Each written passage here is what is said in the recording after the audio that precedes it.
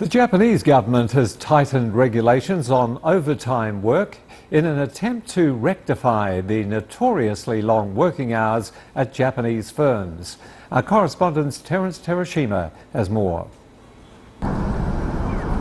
One might have an image of Japanese as diligent and workaholic people, working long hours till late in the night.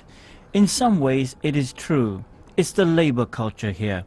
Japan's average overtime is said to be around 47 hours a month. But experts say these are the official reported figures, as many employees would only count the hours spent on essential work and not the actual hours in the office.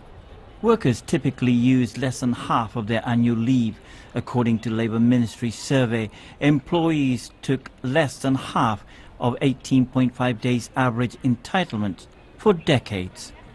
To change the notorious labour environment in Japan, the Japanese government is considering to introduce limits to company overtime. Some companies have already succeeded in reducing overtime, and some introduced zero overtime policies.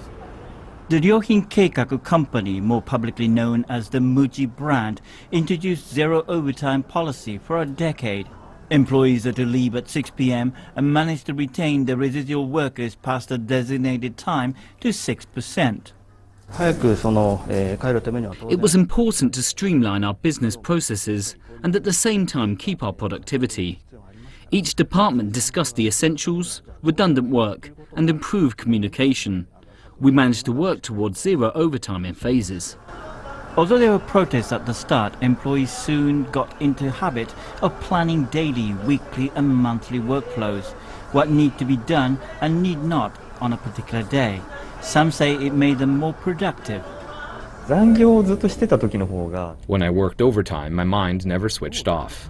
Not working overtime let me see things from a different perspective.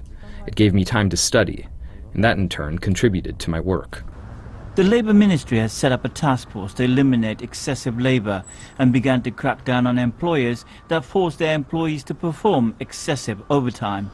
However, experts say Japanese also have to change their labour psychology, as many hesitate to go home when their colleagues are still working or have reservation in taking holidays, fear of burdening their colleagues, a culture that continued for several hundreds of years. Terence Terashima, CCTV, Tokyo.